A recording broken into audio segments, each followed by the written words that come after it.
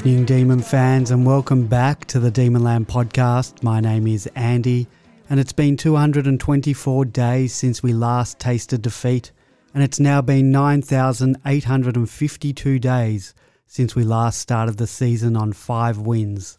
The D's had just defeated the Pies at Waverley, and David Schwartz had kicked 3 goals, and Todd Viney had racked up 30 possessions. Todd's son Jack was just 3 weeks old, Max Gawn was 3 years old, Nathan Jones was 5, and Christian Petrarca was 2 years from being born. Joining me tonight, Great Viney. Good evening, Great Viney. How are you? I'm well, Andy. A little bit embarrassed that I haven't done the same level of homework as you have in preparation for tonight, but very happy to be 5-0. Oh yeah, extremely happy. There was an article posted during the week that had all these facts and figures about what was going on in the AFL world the last time we were 5-0. So it was interesting reading. I might go through a bit of it later on. Also joining us tonight, Binman. Good evening, Binman. How are you? Good evening, Andy. Good evening, Grapevine. Good evening, Demonlanders. And the world looks a bit different if you're a D's fan and you're coming into a big game at the MCG, having won the first 5 games of the season. Certainly, compared to the same point in the season last year, it's it makes for a positive start to the year, doesn't it? Footy wise and just generally, really. Yeah, my MFC SS, for those who are unfamiliar with the term, that's the veil of negativity that sort of hangs over all of us, or most of us, on Demonland and a lot of Melbourne supporters, just due to the lack of success that we've all had, and we're just sort of expecting the worst. And yeah, I get that tingling sensation, and I got it this week during the game. For the first 3 quarters of the match, it was a bit of a slog. We couldn't seem to get any rhythm going, and Hawthorn seemed to just clog up the game. They flooded back heavily and simply just stopped our run. It didn't help that our set shot kicking once again let us down, and the Hawks really, and this is classic Clarkson, just he was relying on not losing rather than trying to win. Big man, tactically, how did you see the first 3 quarters playing out, and were you worried that we wouldn't be able to get our game to click? Because I certainly was nervous that the Hawthorn floodgates might open, not necessarily because of their ability, but just because of the momentum and us sort of not being able to get our game going. So how did you see it? I wasn't worried. I mean, I was a bit surprised. I said last week I thought there was a chance that Clarkson would try something a bit different and maybe look to attack. It was in a funny way a mirror image of the same as the Geelong Hawthorn game from the previous week, up until 3/4 time, where Hawthorn basically worked hard to make sure they stayed in the game by keeping the scores low. 2 of their goals, I thought, in the first quarter were pretty much down to our sort of our defensive 50 being a bit out of shape a little bit. Both were out the back goals that were unusual for us, and sort of put that down to having 2 defenders coming back into that side, and Petty and Hibbard. So no, I wasn't really worried at all because 2 reasons. And Hawthorn kept themselves in that game against the Cats, but the Cats don't have the firepower to push away, and that's not going to be a winning formula against the D's to keep scores low, because we'll break them at some point, and we did. And the statistics were pretty strong in our favour, except for clearances, and you'll be pleased to know, up until 3/4 time. I think that it was really inevitable. It was very impressive when it did happen. Some of the stats in the last quarter were phenomenal in terms of how we dominated in that last quarter. It was incredible. Once the floodgates did open, they certainly opened, didn't they? Yeah, they did. Sorry, I had my mic muted then. Great Viney, how was were your thoughts on the game? Were you worried at any stage?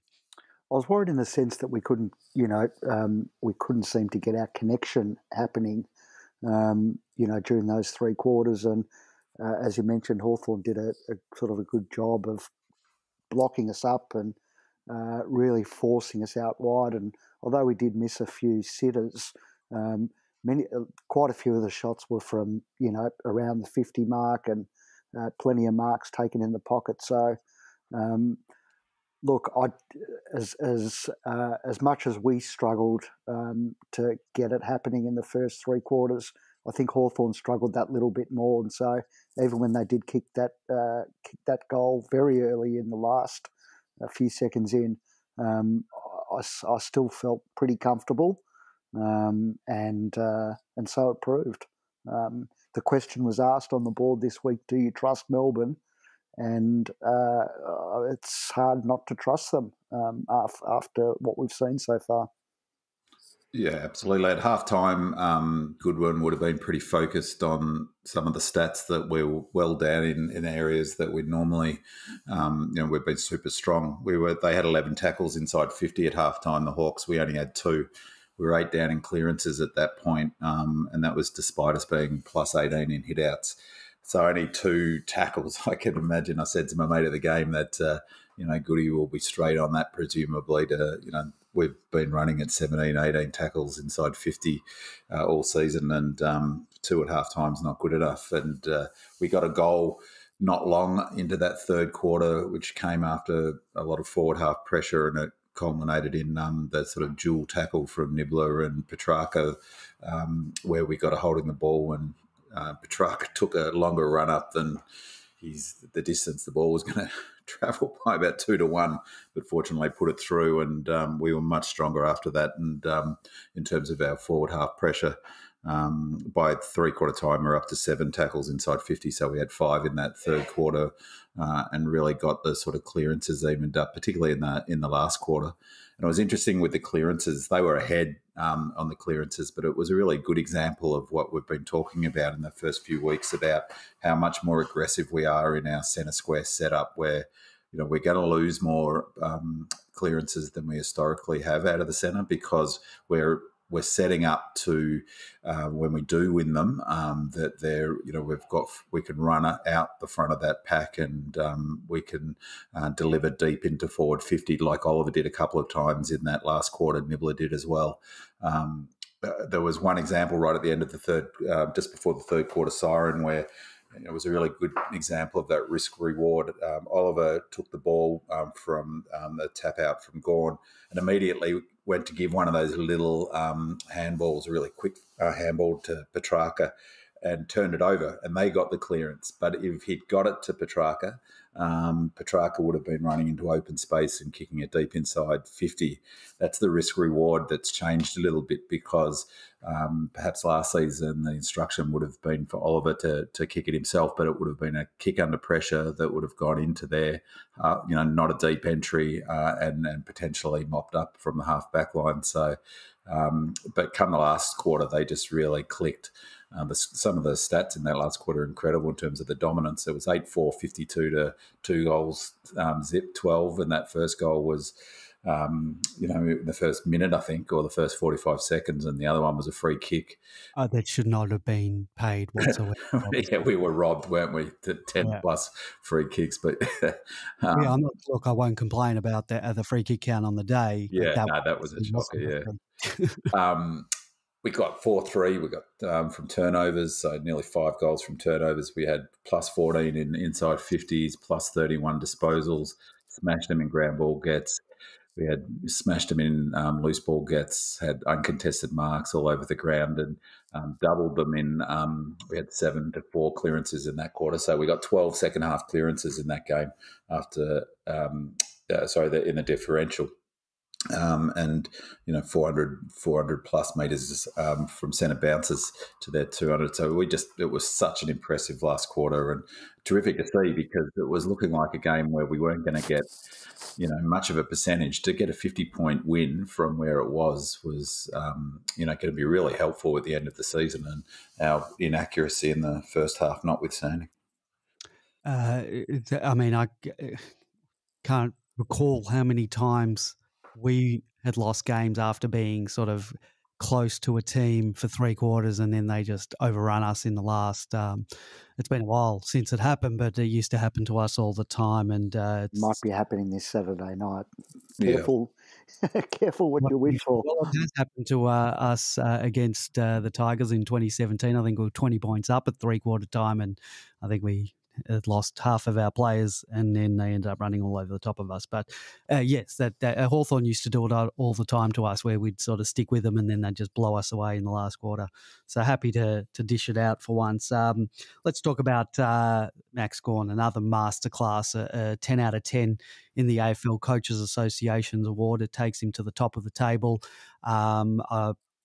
Whether you put stock in that or not, I think it's fantastic. We've got 4 players in the top 20 at the moment after 5 rounds. I think the Bulldogs have 3 players in the top 20. There's a couple of teams with 2, a couple with 1, and a few with 0 players in that top 20. But it's a testament to sort of the evenness of sort of our core midfield, because you got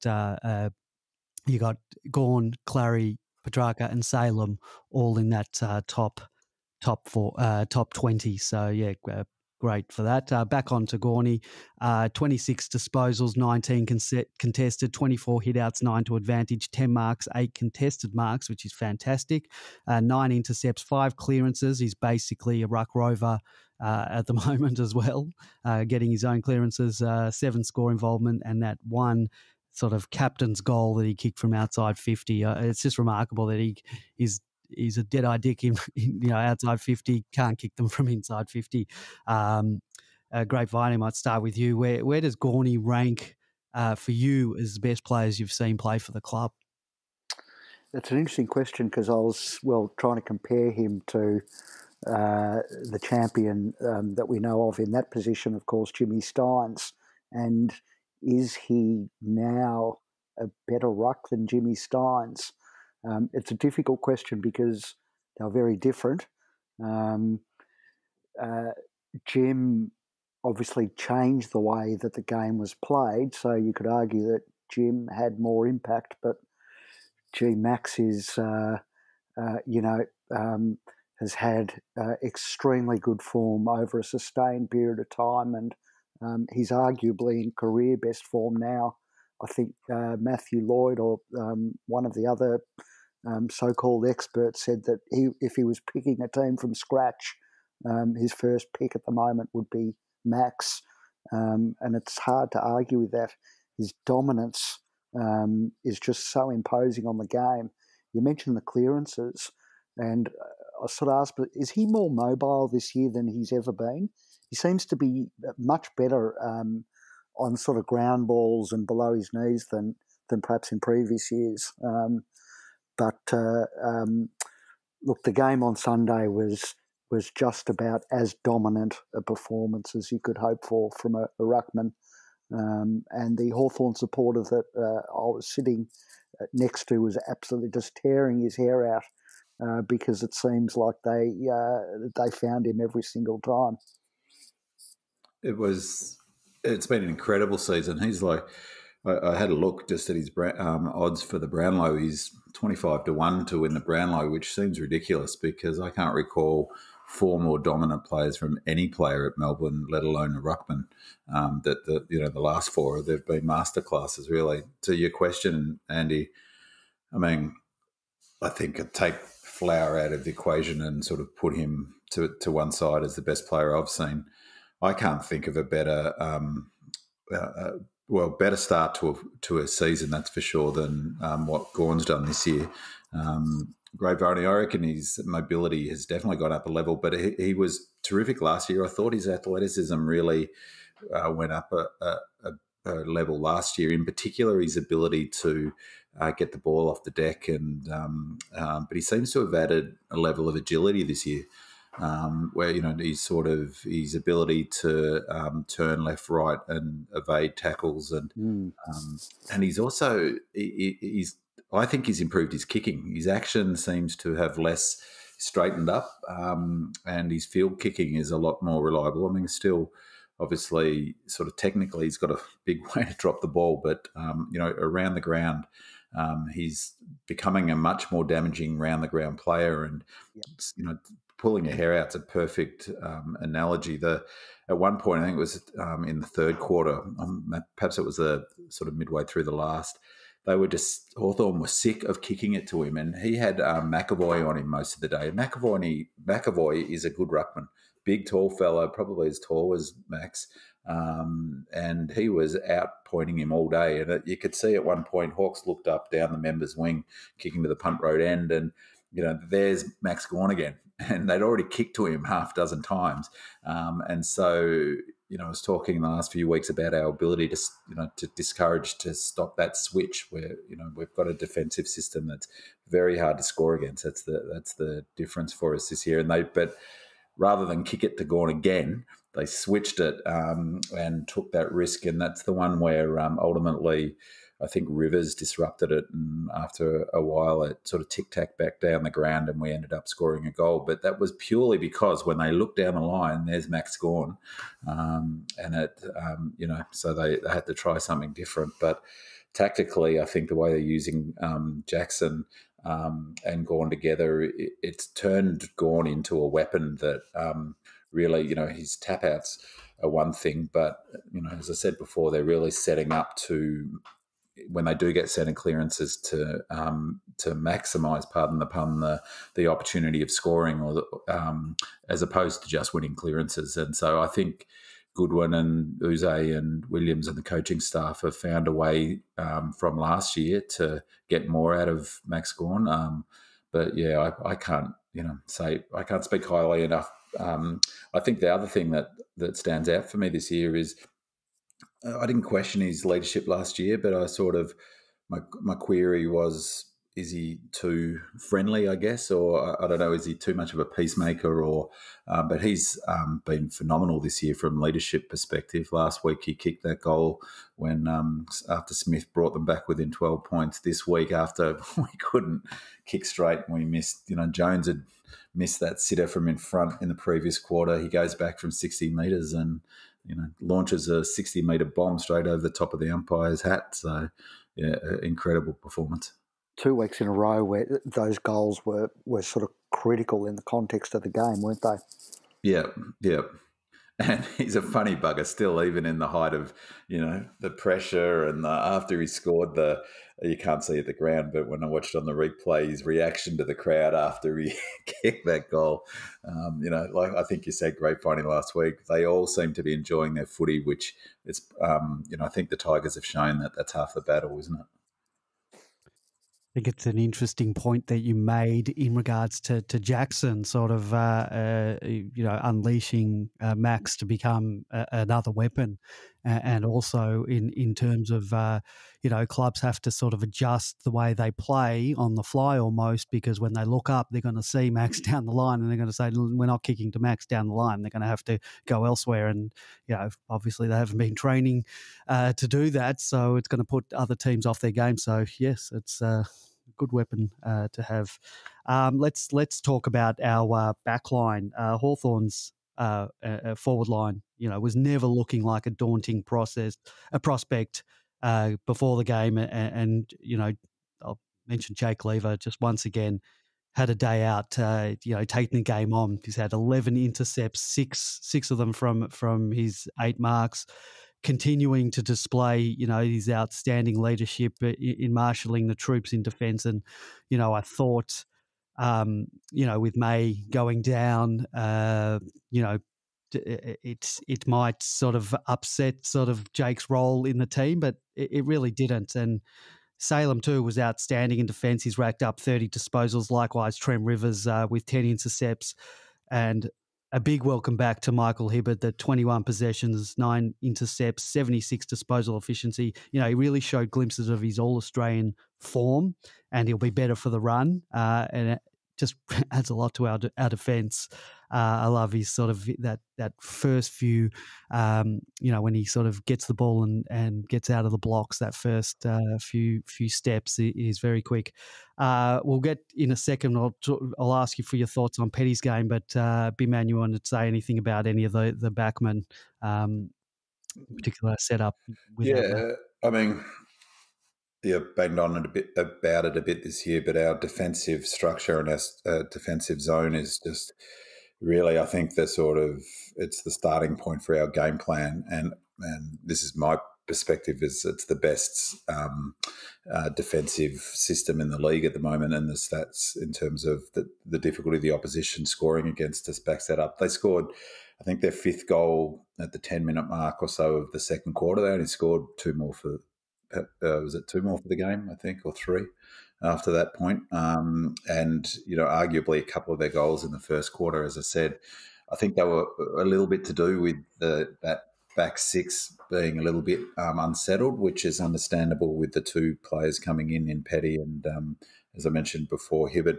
If George is listening, he was spot on last week with his assessment of what Hibberd brings to the table. I was surprised. He looks super fit, and he looks like he's almost as quick as he was in 2018. And after them taking a little while to get used to that setup, they were super stingy after halfway through that in the second quarter. Any of their goals were really ones that you're always going to leak some goals, of course.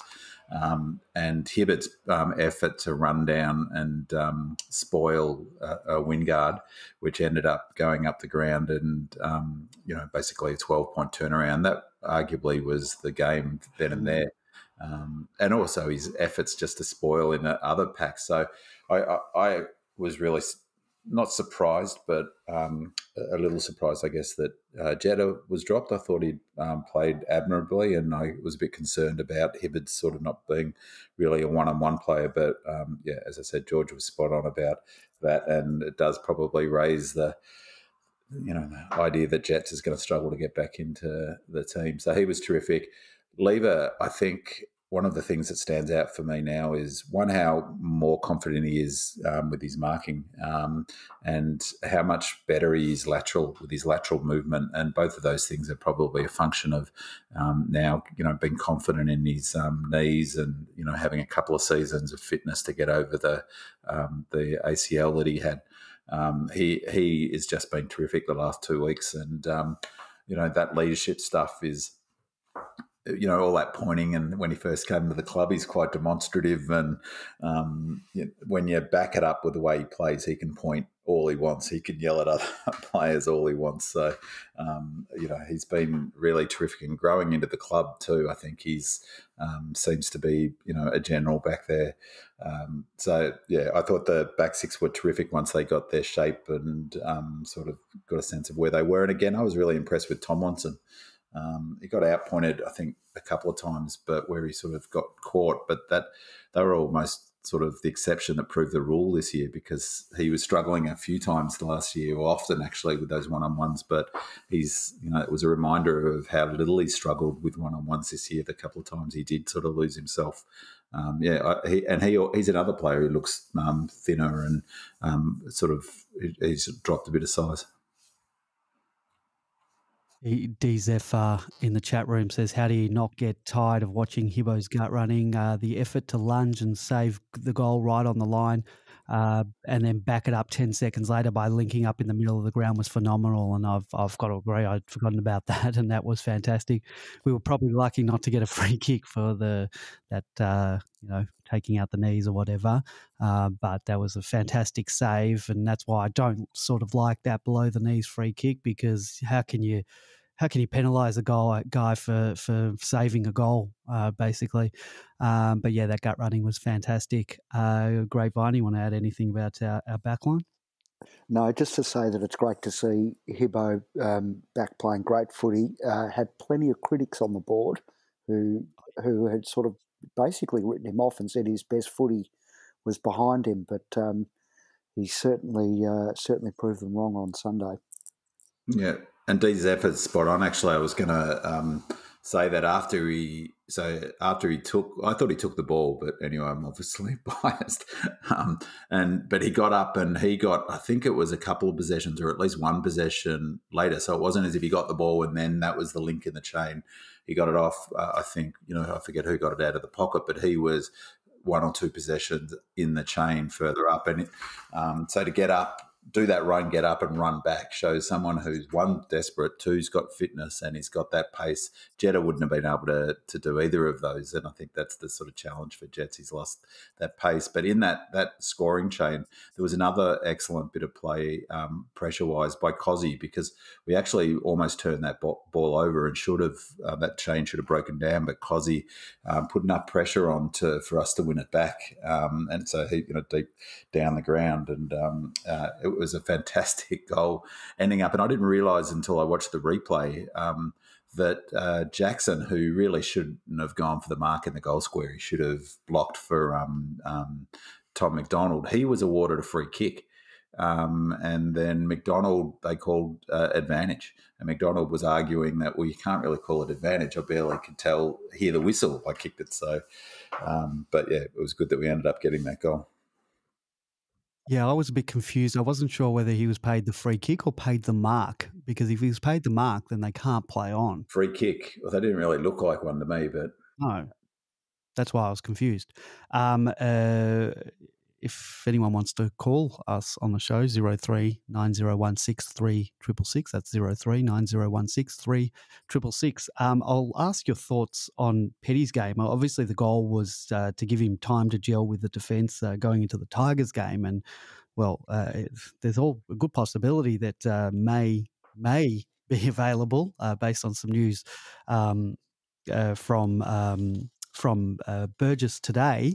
He did indicate that May has passed the concussion timeline, as they put it. So he's past that, and he's just got to get through Wednesday training session.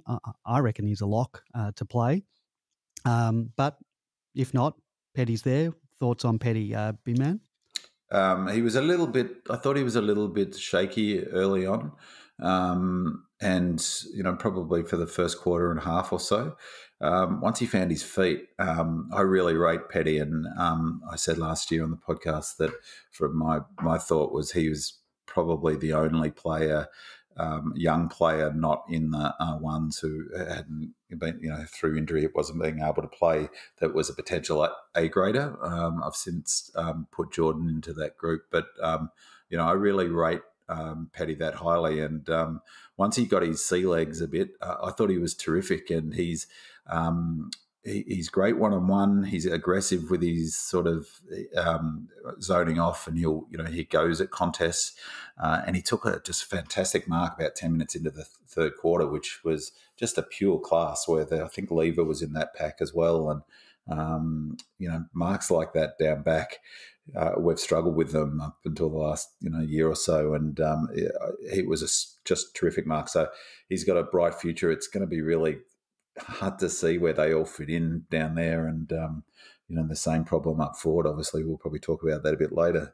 It's a good problem to have, but but Tomlinson and him apparently were vying for that tall back position, and Tomlinson on the back of perhaps a sort of early preseason injury to Petty, and then really good training and preseason from Tomlinson got the berth, and he's probably, well, he'll keep it for sure, you'd think. Where that leaves Petty, he'll get his chance obviously, but he might be back at Casey this week if May comes back. So I'll ask, I'll put it out there.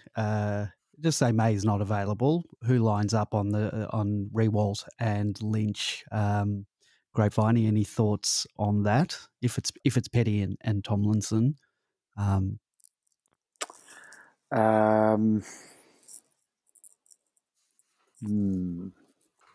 goes to who? Because you would think May would have gone to Lynch, I would have thought. How does Tomlinson compare to Petty height-wise? I don't know, but Tomlinson's quite tall. I saw him at a player sponsor thing. He's like the same height as T-Mac. I saw them walk past. And look, he did a good job on Hawkins after May went off. So perhaps it'll go that way. Yeah, I reckon that's how. He's strong enough for Lynch. I think that Petty's a bit more mobile and probably, I reckon Tomlinson might be a bit sort of slow for Riewoldt, whose go is leading up the ground. It seems to me that would be the best sort of combination of those players. All right, let's move on to the forward line. Before we go into the massive selection dilemma that we're going to have for ANZAC Eve, let's talk about T-Mac's game. I thought he played a fantastic game this week, and on the whole, he's had a solid start to the season. He's more than putting his hand up for a spot in this team, as we know that last year wasn't the greatest of seasons for him. And I think he was even put on the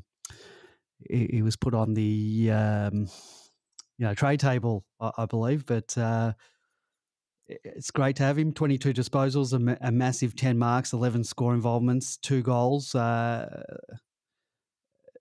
T-Mac, his importance to the team is just phenomenal.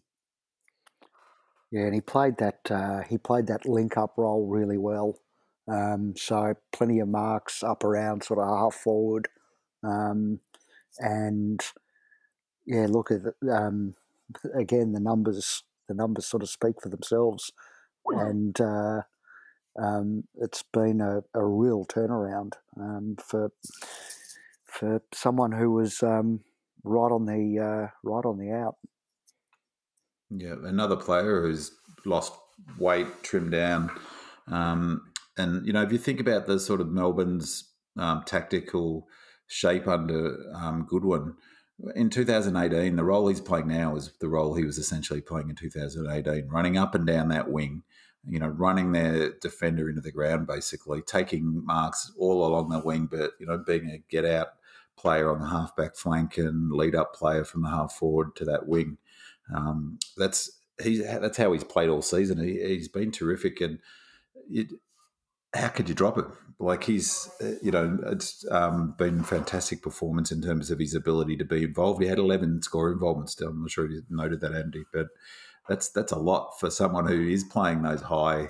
He's not inside 50 all the time. So 22 disposals again, but I think didn't he have 11 marks last week? So it's 21 marks in 2 weeks. That's that's good going for a player of his size, and he really.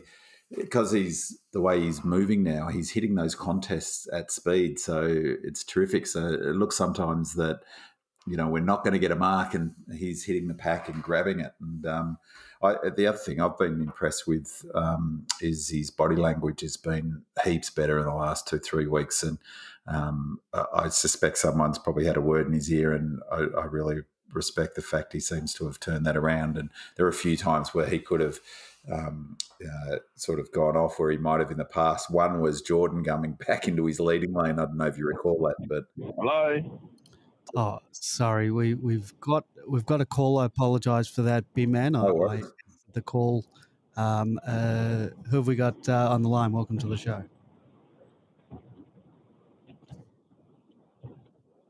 Hello, welcome to the show. Who have we got on the line? This is Don't Make Me Angry. I haven't rang up for a while yet. How you going, mate? Oh, right. I haven't been able to post online because I was naughty making my political views. So, but back in May, so a few shots to be fired when I'm back, I think. Okay, well, just make sure you keep those politics to yourself. It's probably the one thing. No politics tonight. Forget about politics. Don't get angry. Don't make me angry. Sorry? You don't get angry and don't make other people angry. No. Well, I mean, last year I was very angry. And wanted to ring up a few times, but very angry at the criticism some players have got that I pointed out that those people are going to eat their words.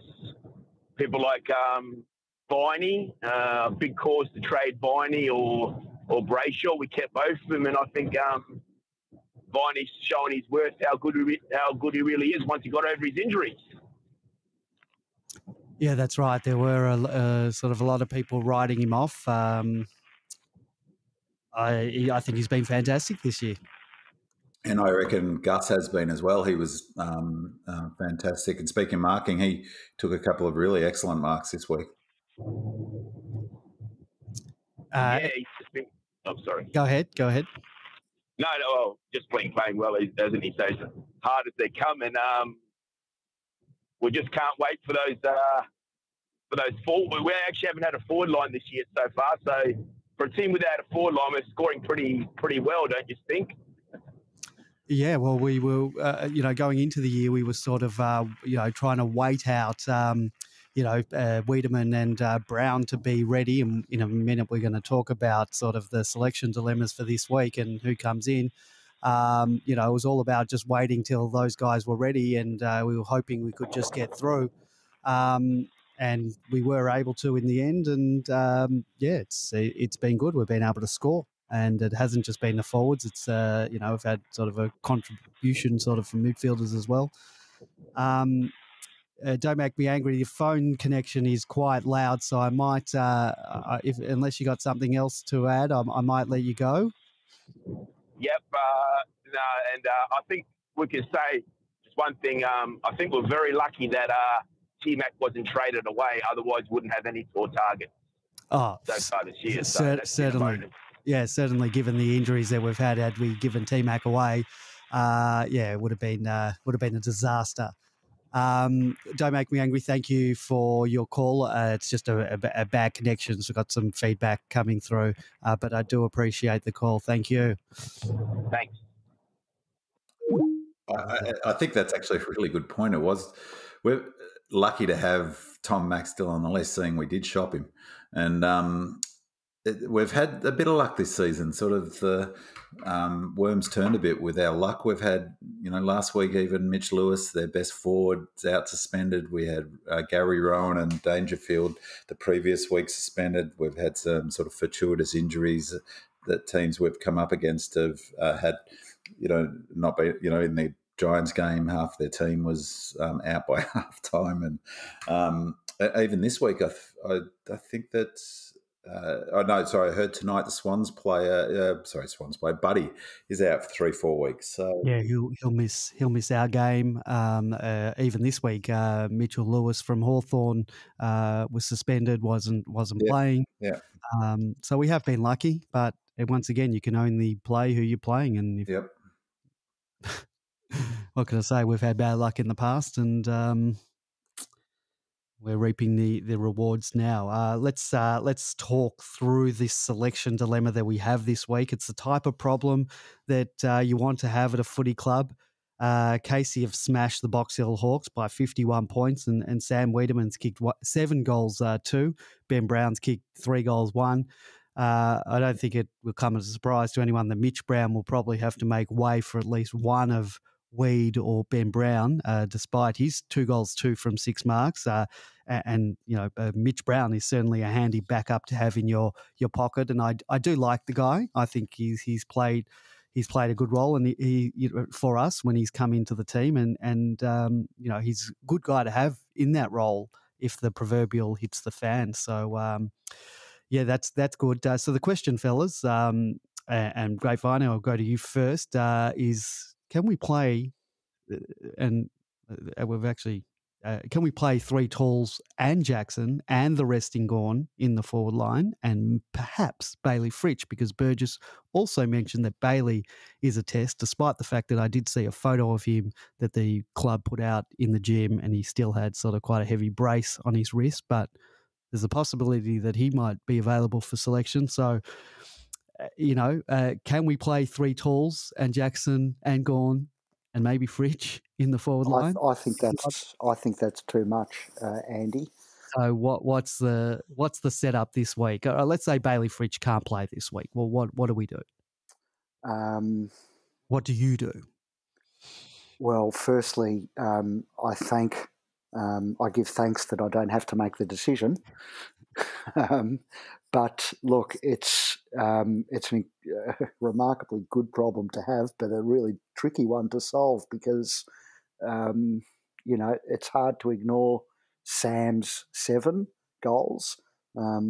Equally, Ben Brown seems to be in good nick too and ready to play, and 3 is fine from him, but Tommy Mack is doing a great job, and he can't be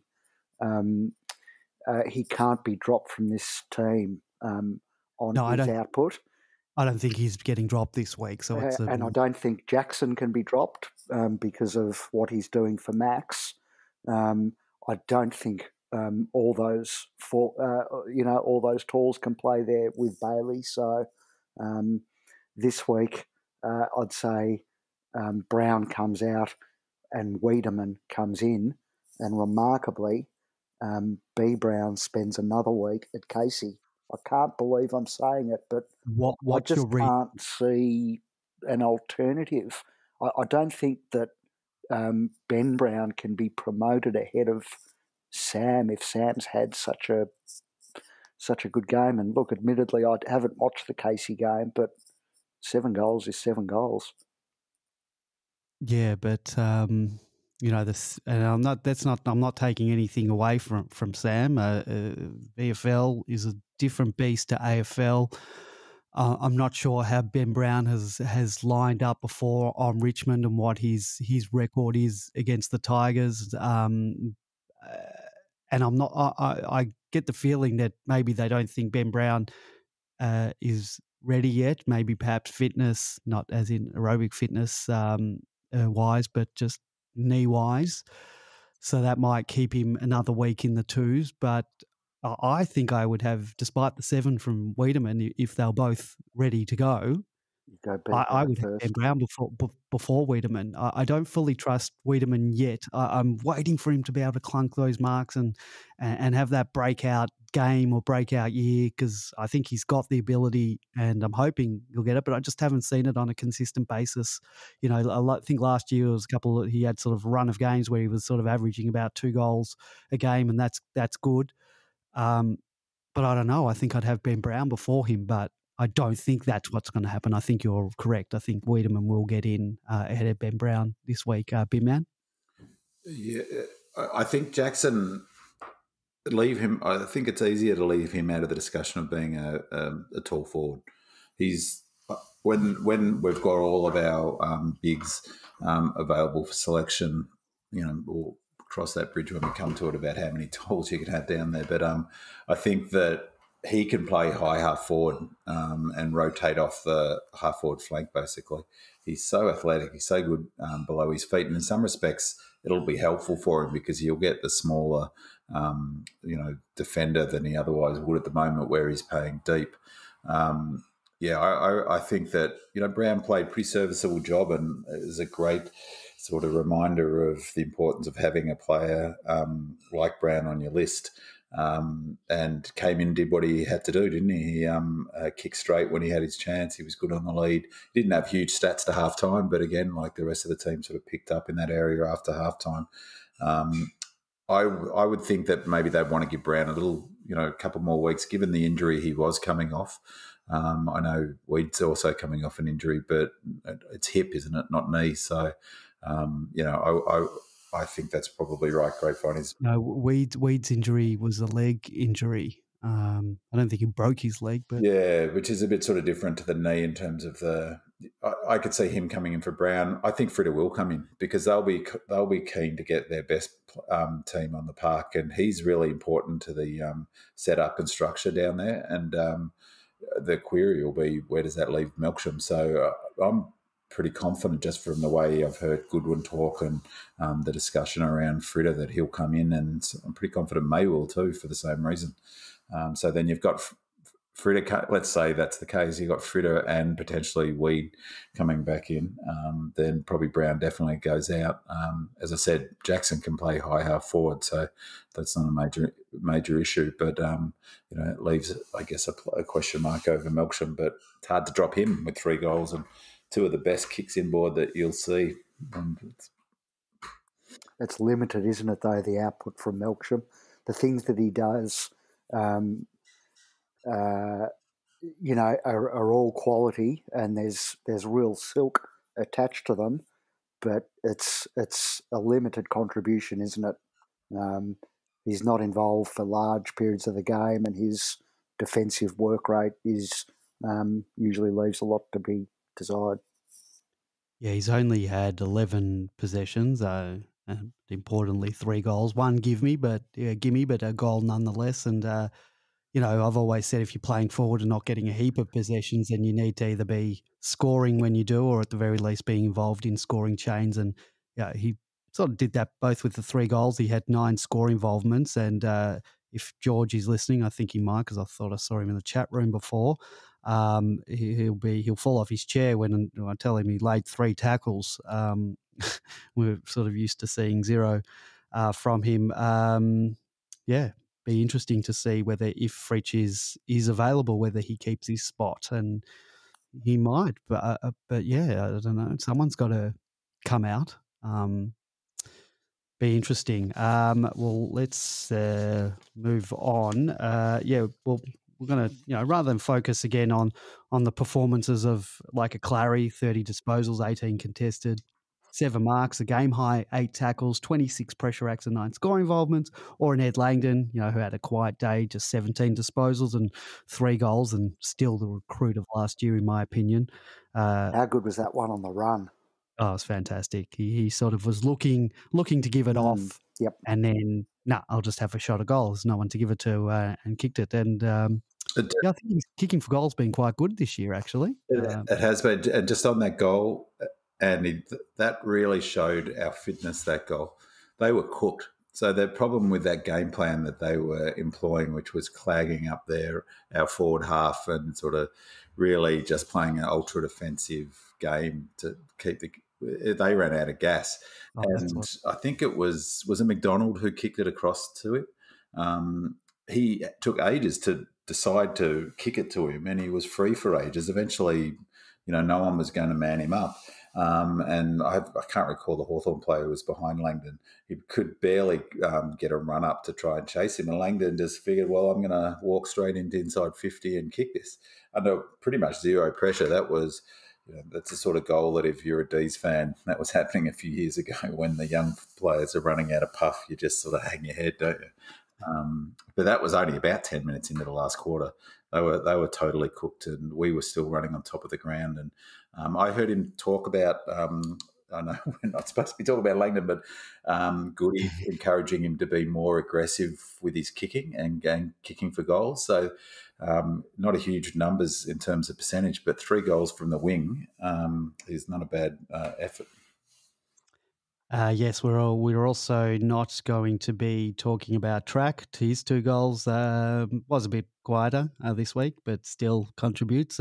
Cozzy, his 18 possessions, a goal-saving tackle, and 2 goals, 3, mind you. I thought we'd talk about some of the players we don't usually bring up.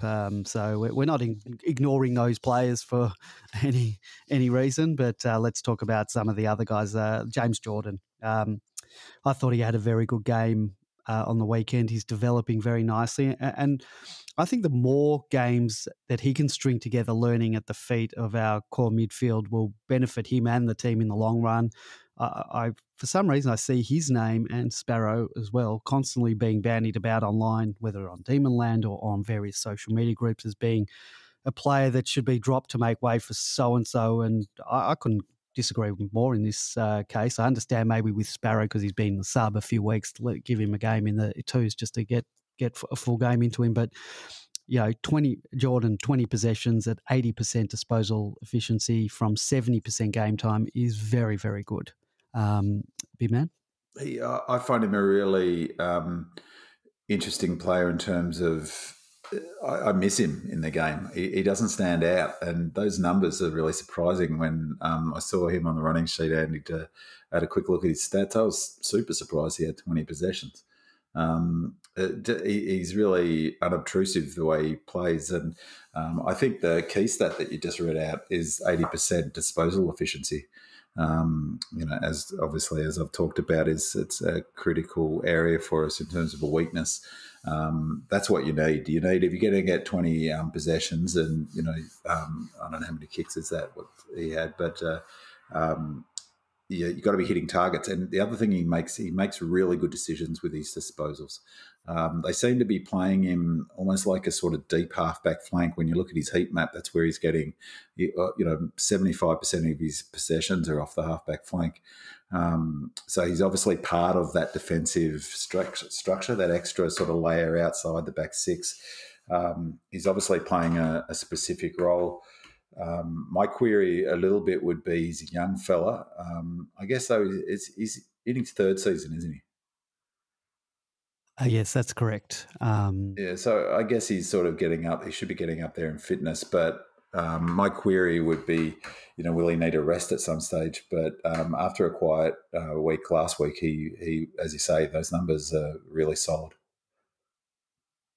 And there's Luke Jackson. We sort of touched on him at the moment, but I thought he played a very good game. He has had 17 disposals, 5 marks, 8 score involvement, and most impressively for a young ruckman, he's had 22 hitouts and 6 to advantage. And I'm not 100% sure. I think that's the most hitouts he's had since he's come into the team, and perhaps he's playing more time in the middle. He's on the job training. He's coming along very nicely. I can't wait till he starts clunking some more marks and hitting the scoreboard more, but I'm very impressed and think we have a future, and I know we have a future star on our hands. Great Viney. Yes. Sorry, I just was paying attention to something else at the moment. I've got the Brownlow equivalent for the AFLW is on, so I was just paying a bit of attention to that. But well, don't let us keep you. Well, no, keeping an eye on Karen Paxman, who's in third place at the moment. So it's work related. It hasn't got a name yet, that award, has it? No. It'll probably get called the Erin Phillips Award at some point. Yeah, Daisy Pearce could get her name on it too, potentially, given her contribution to the game. But Jackson.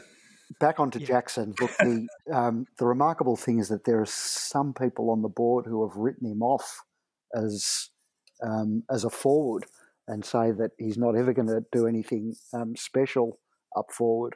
I find that incredibly hard to believe that anyone could come to that conclusion after so few games and so early in his career, and someone who's already had such an impact. So, look, he probably, and you could say the same of Trent Rivers, probably gets overshadowed in all the excitement around Cozzy. But there's plenty to cheer about watching Luke go about his business at the moment. He got an incredible leap on him, doesn't he? He does, and his ruck craft is really improving. He's getting more time in the ruck, and he's getting a bigger run in the ruck. And as I said before, tactically, it's become really important in terms of how they're able to use Max as a weapon forward, back. And, we're losing very little when he goes into the ruck, whereas most other teams, you look at, say, the Dogs have got English when he comes out, and, who goes in for the Dogs when English goes out. So that's an opportunity for a team to sort of wrest back momentum potentially when English goes out of the ruck.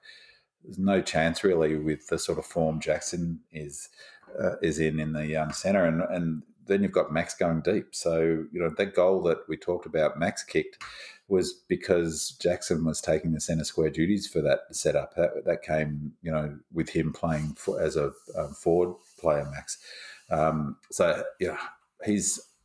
said it before, but I think he's going to be a star of the game, and I think he'll get stronger. It's so easy to forget he's only, in his 10th, 11th game of footy. I think sort of technically he seems to be getting underneath the ball a bit and finding it, in marking contests, whether that's being pushed under by a stronger defender or he's just not timing them right. But, he's a ruckman first, forward second. And as I said, if he's going to be playing a high half forward with their third best tall defender, then look out. That's when he's really going to come into his own. He's going to. Yeah, I was watching the Eagles play, and they've got that young fella, Oscar Allen. He gets their third best defender behind Darling and Kennedy. He's a fantastic player. He's a couple of years ahead of where Jackson is. In 2 years' time, Jackson will be equally as damaging as Oscar Allen is now up forward. So, I'm in no rush for that. Let's talk Neil Bullen and Charlie Spargo, because neither really troubled the stats man nor the scorekeeper. In fact, I barely noticed either of them for most of the match. Their forward defensive pressure, which has been a hallmark of their games this year, was down this week in terms of tackles. However, you don't throw out the baby with the bathwater, and up until this week, they've been fantastic with their pressure acts as well as their involvement in scoring chains and hitting the scoreboards themselves. So one quiet game, does not really justify any changes there. But I saw What Are We Seeing in the chat room and said Spargo's a funny one. He can be brilliant, but he can be average, and he didn't have his best game this week. But I think they've been good in terms of pressure this year, Big Man. Both been fantastic, both players, and who's the third one? They are really important from our game plan in terms of that for the inside 50 Spargo, Nibbler, and of course Cozzy is the other one. Lucifer Hero was noting in the on Demonland today that his stats are pretty low in a lot of categories. Neil Bullen, and she makes a good point with that. I think he's structurally really important to the team. He doesn't run the furthest in the team, but I suspect if there was a sort of way of measuring burst running, he would probably be up there with Langdon and in terms of repeat sprints. I looked on the back of that sort of the comments from Lucifer Hero. I looked at his AFL Pro Vision A&Bs, and he gets up and down the ground, and he must have got 60-70% of his possessions up on the halfback flank. So we talk about his forward pressure, but he's getting most of his possessions up the ground, and he's got the signature Neil Bullen sucking the wind in and out, and that's because he's constantly redlining, I think, in terms of his fitness. So he's really important player in terms of how we set up our defensive web as well, even though he's a forward. Just that running up and down the ground and putting pressure on. In that goal that we talked about, that where we did get inside forward 50, he ran a long way to get to that contest, and Track and him tackled that player. Track ended up getting the free kick. That's basically the sort of template for their play forward of centre, and I think he's a really important player, and it's a bit the same with Spargo, because the stats that sort of everyone looks at, because you have to, they're the ones given to us, the disposals and contested possessions and inside 50s, they aren't what the, they're not their KPIs for those players.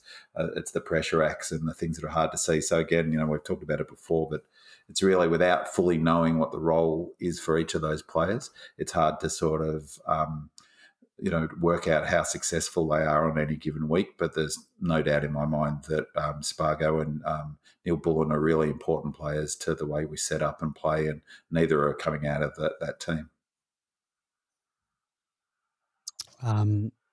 Let's talk about our heart and soul of the club. Nathan Jones, what an incredible effort from an amazing servant of this football club. 299 games, on the verge of his 300th this week. 141 goals, captain from 2014 to 2019. Still an important leader and mentor at the club. 3-time Keith Bluey Trust Gold medalist, bringing up the hat-trick for 2012, 2013, 2014. He's also a part of a select group of players who have been nominated for 2 AFL Rising Stars in 2006 and 7. This guy absolutely bleeds red and blue. He's carried this team on his shoulders for so many years during pretty bleak times, and no one would have faulted him for seeking success elsewhere, which has been mentioned many times. And but he's as loyal as they come, and we'll celebrate him on the big stage on Saturday night.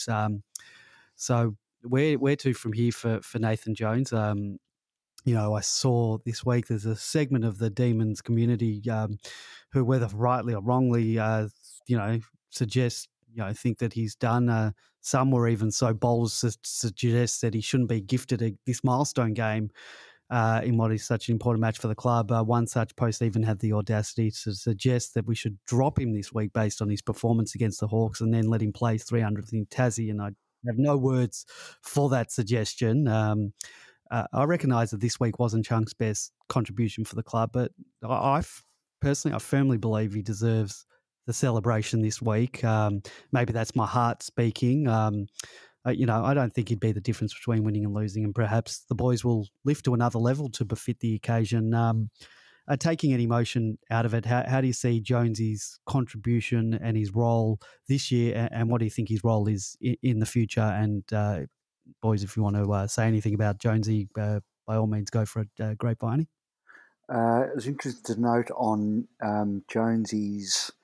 Jerry Jones's Instagram account, some comments from Paul Roos saying that it is an incredible achievement from one of the best players he's ever played with or coached, which I thought was very high praise from someone who probably chooses their words quite carefully, I'd imagine. And look, he had a poor game on the weekend. I think even he'd concede that, but absolutely under no circumstances should he, could he, or would he be dropped for this weekend. I think it was, I can't remember the poster who made the point that, even if he sort of did go completely on merit and there was someone knocking the door down who could take his spot, well, the difference between that player's output and what Jones is likely to give is probably marginal. But the lift and the inspiration that we'll get from having him out there on such a big stage for such a big game is probably greater than that. So absolutely he should play. Long term or sort of short term, medium term, I guess. It's all the one thing when you're this close to the end as Jonesy is. I don't see that he's going to play too much more this year. I note that, as I say, I didn't see the Casey game, but apparently Toby Bedford had a very good game in the twos, so I could see him coming in soon. I guess what remains for Jonesy is whether he'll beat the 306 games record set by David Neitz. Wouldn't it be great if he finished on 306 and the two of them shared the record? I think that'd have a nice sort of symbolism to it. Two champions of the club sharing the games played record, and I could potentially see if Jonesy thought that he wasn't going to play anymore. I could potentially see him bowing out on 306 and deliberately not besting Neitz's record. I think that's. I think supporters would like that. I think the symbolism of that would be nice, but I reckon Chunk would want to get the record to himself. Why not get that? Have that extra accolade, B-Man. Fantastic servant of the club. I was thinking when he lined up for goal, his thighs aren't getting any smaller. His Chunk is the most apt nickname I think I've ever come across. I think just on Jones's career, I think he's had an unbelievable career at Melbourne. Could not respect him more for what he's provided to the D's. It's been an awful 15 years of the last decade and a half at the footy club. How long has he been at the club, Andy? Did you say 12 years? 2006 was his first year because he played finals in that series and then didn't play finals again until 2018. Yeah, so that's 15 years. I really admire lots of things about him, but one of the things I really respect is how much better his kicking is now than it was for the first 2 or 3 years of his career. I think it's a really difficult thing for AFL players to improve dramatically because they come in They've already got that sort of technical flaws. They don't have a huge amount of opportunity to work on it on technique alone at the AFL level because they've got so much workload in terms of fitness. But he is a much more accurate kick than he was and a much deeper, sort of more penetrating kick. He's probably gone off that a little bit now.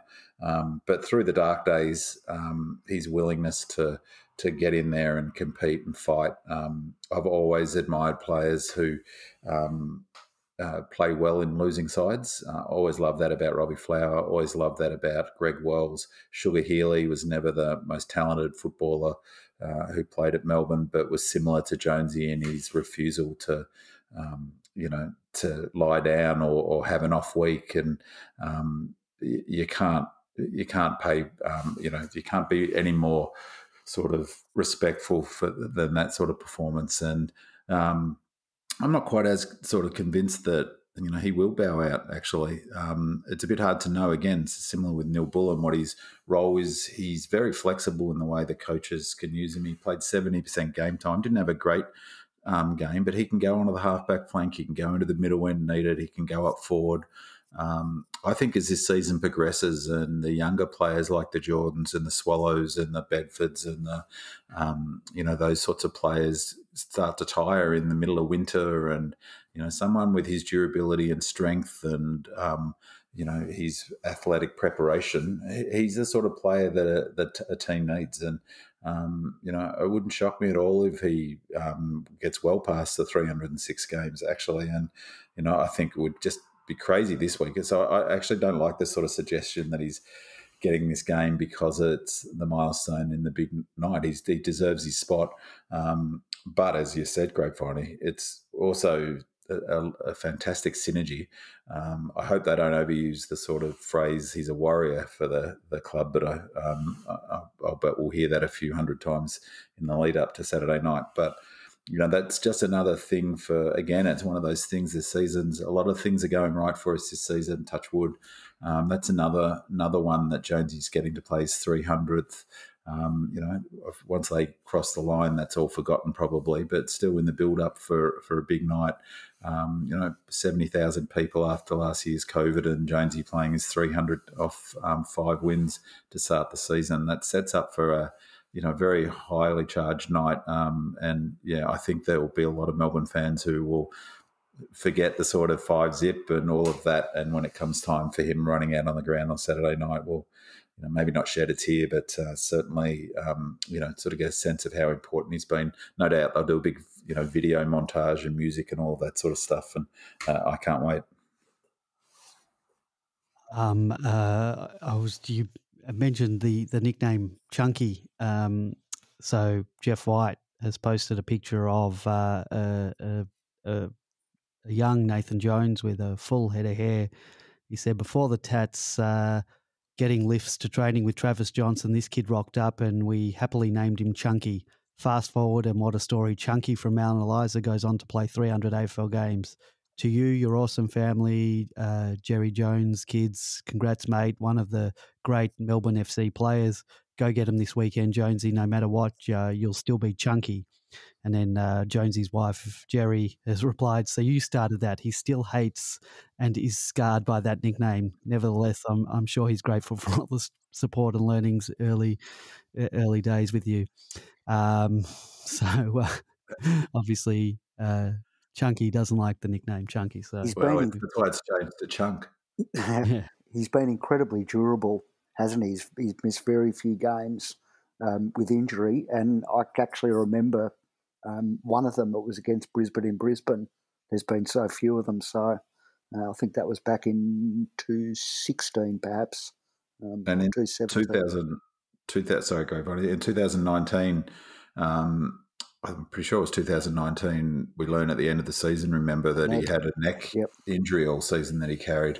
That's just a marker of the sort of player he is. You'd never heard about it, never leaked out. He played through pain all season, much like Robbie Flower did for much of the last third of his career, I guess. He's been a fantastic servant for the club. I said a few weeks back when we were talking about the potential this might happen in the Tigers game, isn't it remarkable that he'll only be the second MFC player to reach 300 in the oldest football club in the land, and 150 years, there's only been 2 players who have reached the milestone. So I think that will really start to settle in as the week progresses, that people will start recognising what an achievement it is and where it sort of ranks him as an all-time great Melbourne player. Yeah.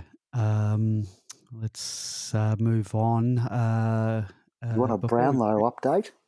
Yeah, so before we preview the Tigers game, Grave only had some information out of the AFLW, just of the Brownlow medal. Well, we got joint winners from Collingwood and Fremantle in Davey and Bowers, and Karen Paxman has come in equal 5th with 13 votes, only 2 off the leader. So really, she's sort of third best, I guess. But we got two winners and 2 in second spot, Ellie Blackburn and Abe Parker from GWS. So well done to Paxi. And earlier in the night, Tyler Hanks was named the rising star of the AFLW.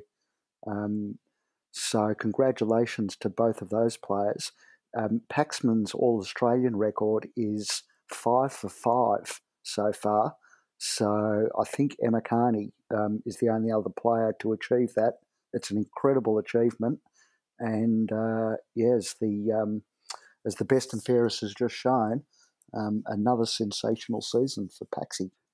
So did you mention that we only had one player in the All-Australian team? Is that correct? Yeah, and I think there were 4 named in the squad, and Paxi only managed to squeeze in on the bench. So a bit of a surprise that. And yeah, if you want to not get it even more, Brisbane, who won the flag, also only had the one player in the All-Australian. So I'm sure that'll be talked about. Yeah, that's right. I don't understand that. We were quite dominant, particularly in the for most of the year. We only lost the 2 games and the third with the final, but baffling. Yep. But well done to those girls. Yep. Yeah, well done. It was a fantastic year for the girls. They fell short in the prelim, but had a fantastic year. So hopefully they can build on that next year. Look, there was a call for a female host to join the podcast during the week, or perhaps last week. But it's just worth mentioning we've tried to get an AFLW player on, but haven't been successful so far. I remember we spoke to Mel Hickey, I think in the very first season of AFLW. But yeah, well, we approached her ourselves to come on, and I think protocols go through the club now, and I have asked, and I've sort of haven't got anyone, and I find that strange because any promotion be a good promotion. So, but somebody also mentioned this, that the women's team, they should be promoted so much. It might have even been Big Man, that the club should be promoting the women's team so much more, and that there's a huge untapped fan base there and membership base in female supporters who are following the women's game. Particularly given, I mean, really, we could claim a stake to say it was us and the Dogs who got the AFLW going. Really, it was back of the exhibition games that were there 3 of them, 4 of them, perhaps. Yep.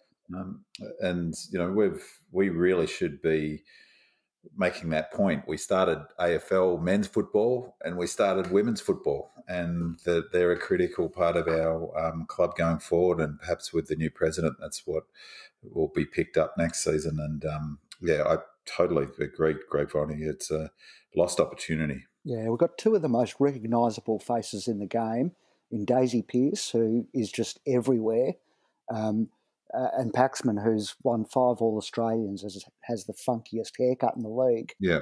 So the club really needs to be making hay while the sun shines.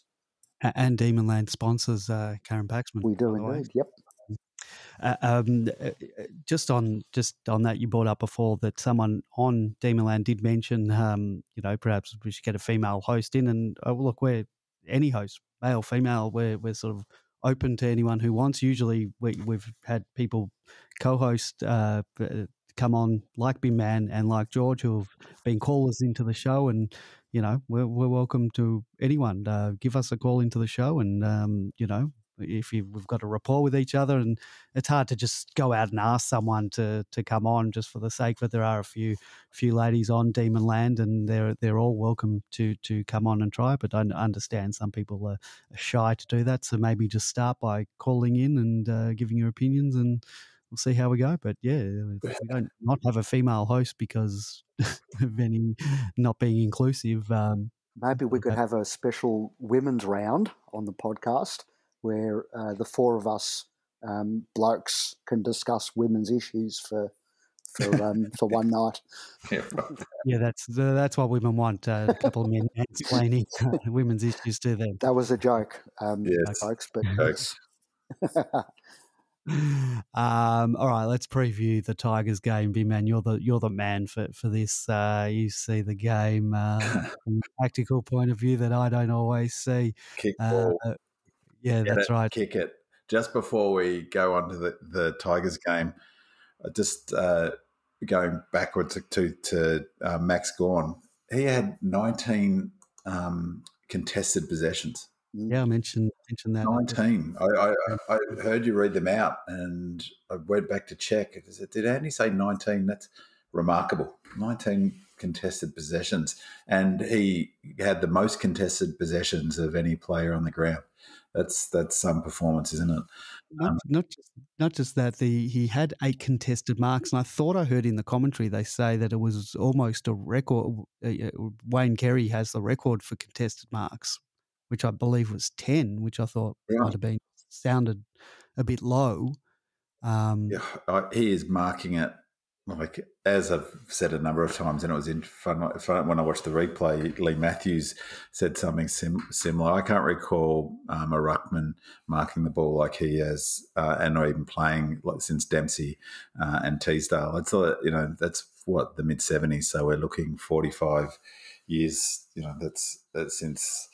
A player who's played the way he is. He's just incredible. And just one final thing about is Cossey's pressure. It wasn't a huge game, but really only because you compare it to the previous 2 weeks. And you put the video on Demon Land from the Geelong game, and I happened to watch it a few times because it's on a loop. And I hadn't picked up, there were 2 angles on that video, and the one where you can see it's from behind the goals, and you couldn't really see it. But on the reverse angle, Cossey blocks for Gawn to pick that up and have space to then take a step and kick it. So many players in previous years and players who aren't switched on would have gone for that ball. Cossey, it was in closer to Cossey than it was Gawn, but his instinct was to block the play. Didn't have to put much of a block on the Geelong player, just enough of a block to allow Gawn to pick it up, who was running face on towards the goal, and ultimately kick the goal. It was such a clever bit of football from a team player, but also, as we've talked about a number of times, and Grapevine pointed out a few weeks ago, he is a smart footballer with natural IQ, and you can't sort of, he just did that instinctively, and it's just great to have a player with that ability. So, just in terms of the most contested marks in the game, and Max had 8. Wayne Carey has the most, 10. There's quite a few players on 9 and quite a few players on 8, including David Neitz from 2000 against Geelong. So Max Gawn's up in that rare.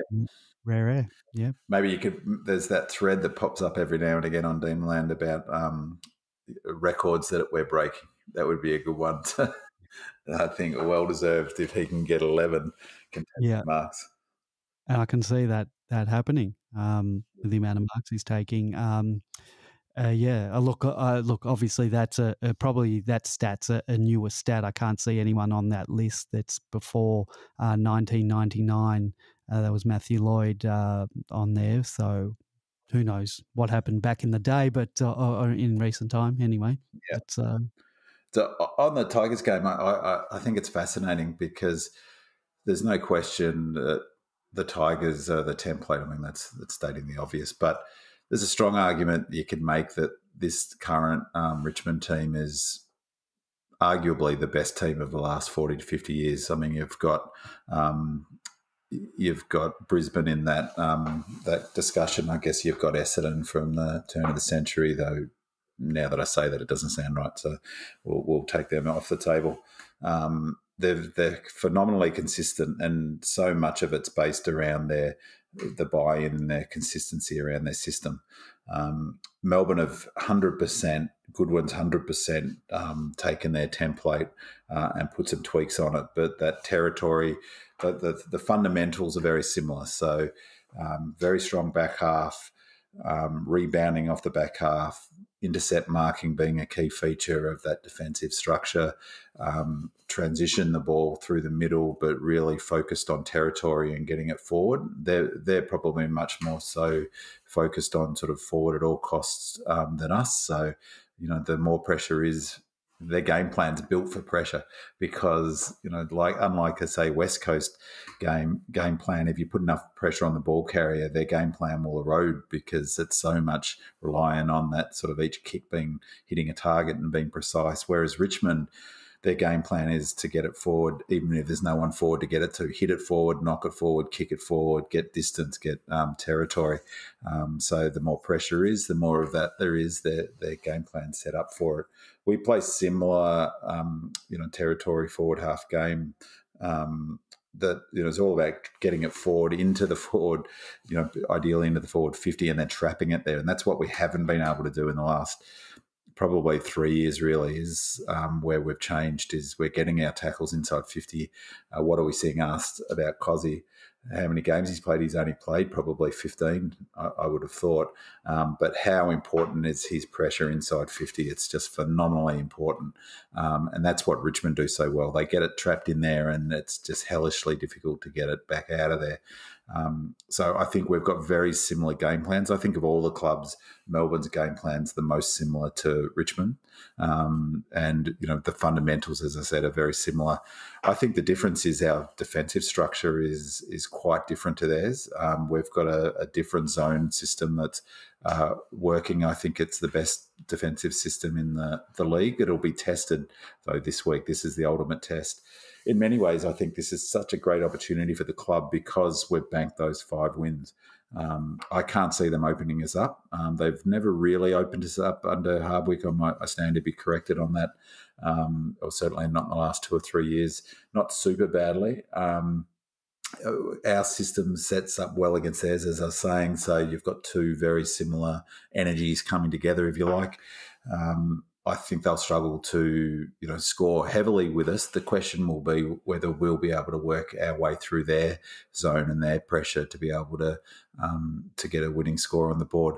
I think we'll struggle, with that pressure because we haven't come up to with it yet, and they're the best team in the league. So I would favour them. I think I'm trying to take my tipping really seriously this year, and I think I'll end up tipping Richmond.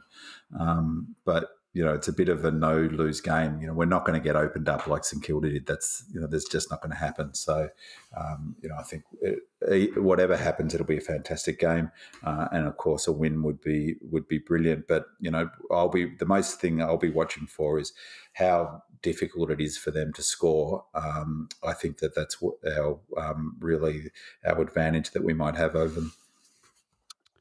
I was listening before to Justin Lepich was on Jared Waitley's show on SEN today. I might just play the audio from that because rather than me try to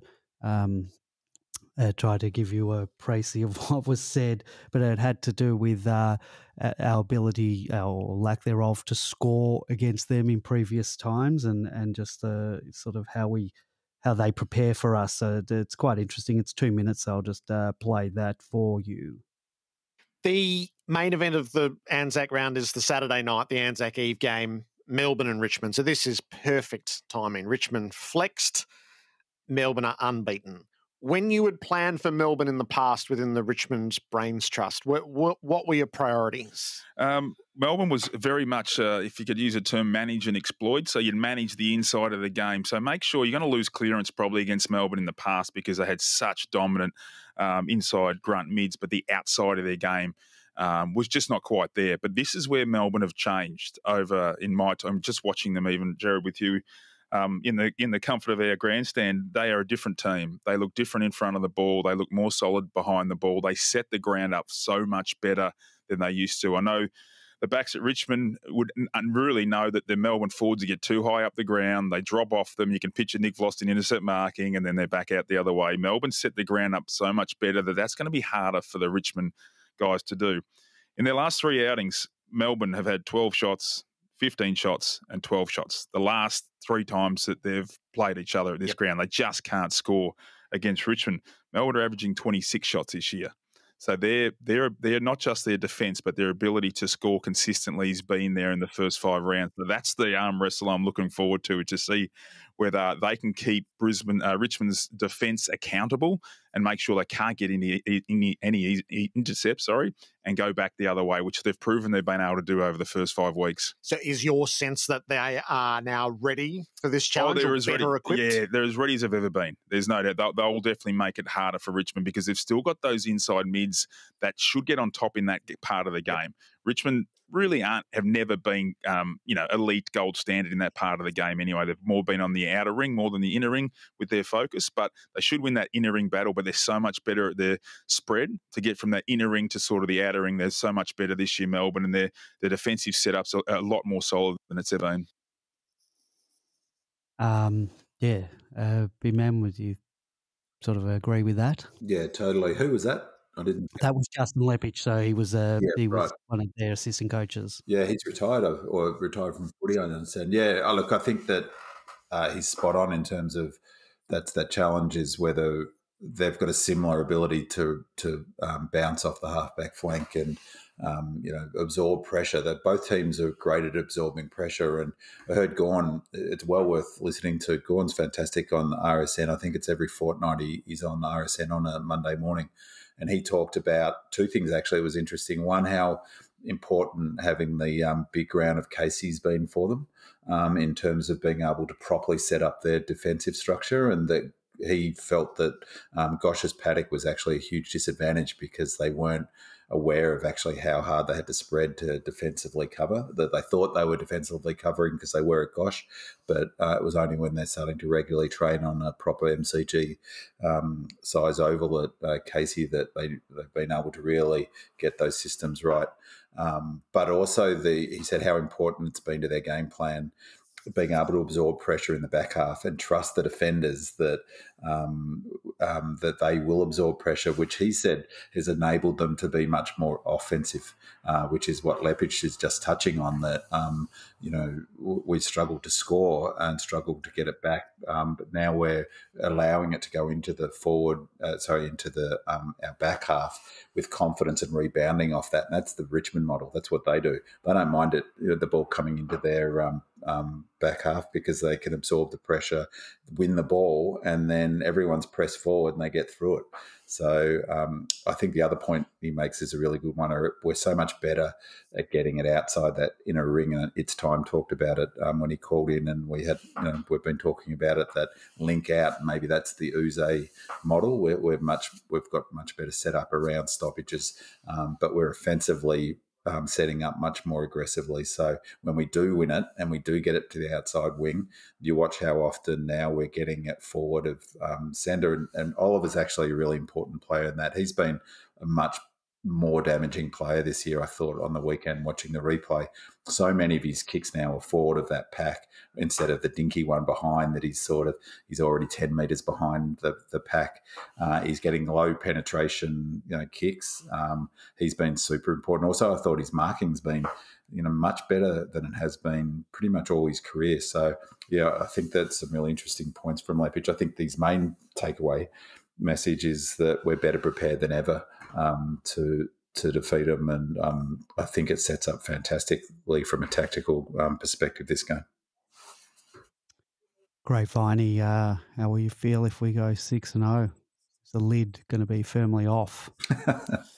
The lid is pretty much close to being off already at my place, to be honest. In the sense that if we go 5-1, I'm not going to lose faith, and I'll maintain my trust in the club. Like Bin Man, I don't think we're going to get blown out of the park or blown out of the water. Whatever happens. In fact, I think the reverse. I think it's going to be a very tight game, and it'll be a close finish. I can just see either people on Demon Land or people within the non-Demon community, opposition supporters, if we do lose or in fact get blown out of the water, just saying that we're pretenders. We haven't beaten anyone, but let's not lose faith. I agree with Grapevine that we I can't see us getting smashed, not like the Saints. And that's the problem. The Saints' game plan is flaky, and that when it's on, it looks great and they can score, they can move the ball quickly, but you take away their ability to move the ball in transition, they're going to struggle. Any team that puts on the lack of, or applies the lack of pressure they did to the Tigers is going to get carved up. So that was a woeful performance, but their game plan has got that flaw in it. So for us, though, I think neutral supporters, even if we get beaten by 4 or 5 goals or whatever, won't, they can see Melbourne's a real deal. You don't have to know much about footy to see that we've got the talent and we've now got the system. And I think, though, that, we've talked about it tonight a couple of times, but the trust is there, isn't it? The teams keeps coming up. I listened to Goodwin from 360 last night. Trust seems to be the go-to word. So, I think the footy public is starting to trust the Demons, and even Waitley, who doesn't seem to like the D's at all, seems to be coming around. Well, anything else, boys, before we wrap this up? Just one thing for a bookmark, actually, for further discussion. There was a thread on Demon Land about whether Langdon was the best recruit this year, or perhaps last year. Maybe that was from last year. The question I have, and again, maybe it's for further discussion next week, is Langdon the best recruit Melbourne's ever had from another AFL, VFL club?